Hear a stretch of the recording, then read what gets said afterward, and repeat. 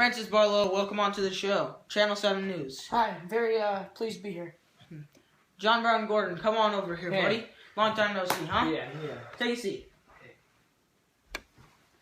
So, remember, men, this is, we're on national television, so let's not get rowdy here, and there will be no fights breaking out, or I will have security escort you off the premises. Yes, And, I will be your reporter for today, Tom Montgomery, from Channel 7 News, and we are interviewing Francis Barlow. And tell us a little bit about yourself, Mr. Barlow. I'm from New York. So I fought in the Civil War. That's why I'm here. And how about you, Mr. John Brown Gordon? Well, I am from Georgia, the South, and I became senator there, actually, from the Civil War. And I'm gonna ask you guys a couple questions, so if you guys could answer them in full detail without any extras. Yeah.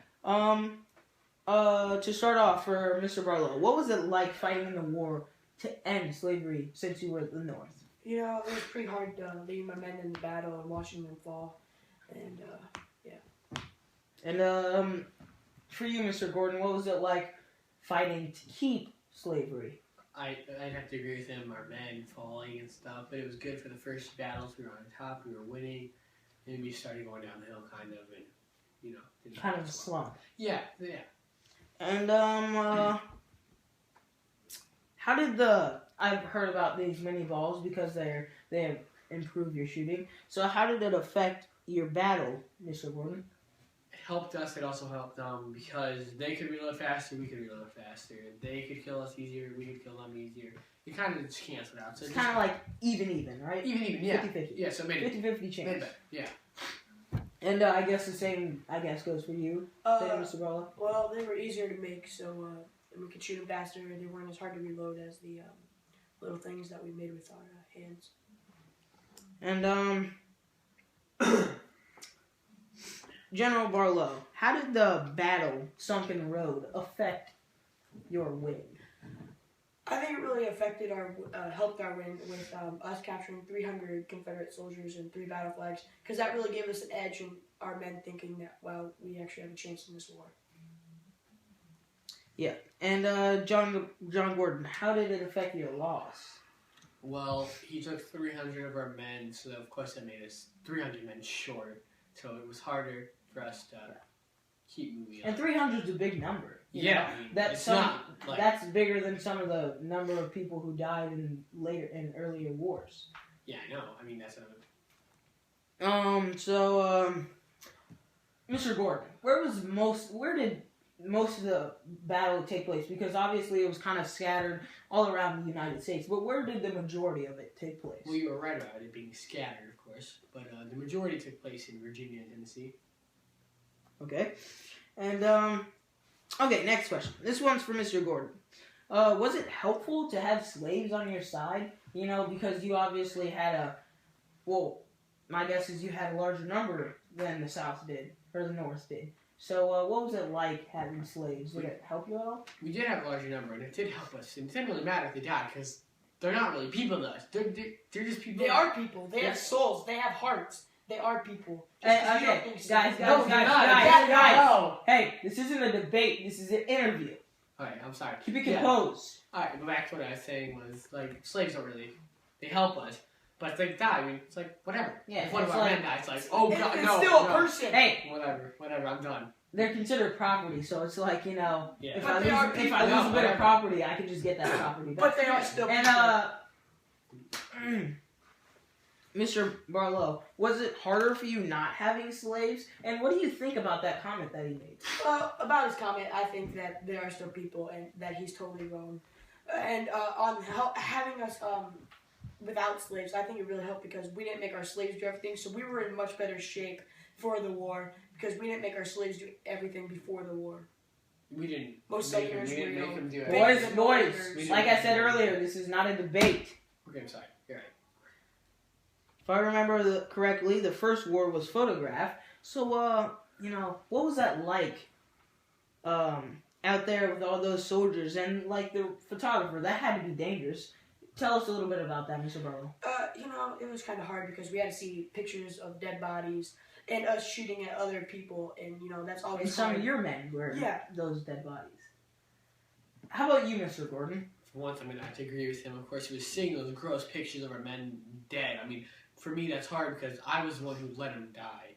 And just the people who were out there taking pictures, it wasn't safe for them either because bullets were just flying. We weren't focused on just one person. We were focused on just killing someone. And the main bombs weren't always that accurate, so we could go flying. Yeah. They were fast, but not accurate. Yeah. Most of the time. And General Barlow, how did having no fear help you in war? Because your men obviously looked at you as a great leader. So how did having no fear help you in war? I think it really helped because we really worked hard, and they looked at me that I could lead them in battle, and they would not die. So I really think that really helped us. Yes, and Commander Gordon, your men thought that you were invincible after that shot you took in the shoulder. I bet you still have a wound from that. Yeah.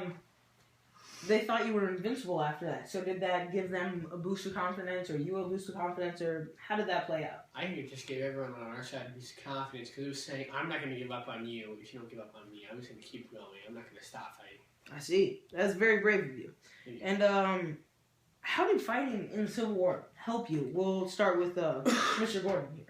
Well, like I said, I became Senator of Georgia, so it really helped me because I'm really proud of what I did. I'm happy where I am, and I'm just happy to be senator now. Yeah. It's a great job, isn't it? It is. I mean, it comes with, of course, it comes a little hard sometimes. Yeah, because of the big responsibility. Yes, having yes. to, maintain all of it. It's very stressful. Yeah, but it works out.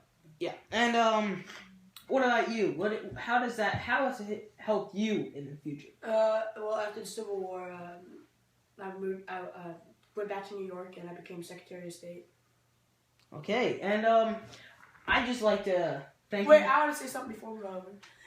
You killed my cousin, and I will never forgive you about that. Yeah, I killed your cousin. Yeah, right. Hey! Security! Let's break it up! Think I killed your cousin? Break it up! Francis Barlow, welcome to the show. We're happy to be here, sir. John Brown Gordon. Yeah. Well, I appreciate you guys coming. Let's have some little start off music. Something to get us in the mood. I think that's the wrong Yeah, this song. is the wrong song. Ty, this is the wrong right song. song. Oh, wow. Who cares? Do it. Whoa!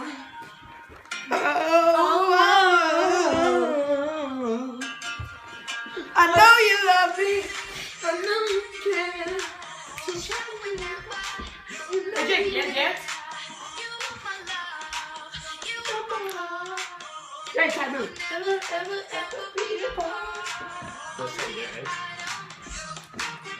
Kick line? Kick Hey, line. Ty, kick line. Kick line. No, you got it. No, okay, you want the middle? Ready? Goes bangs the ball. Baby, no!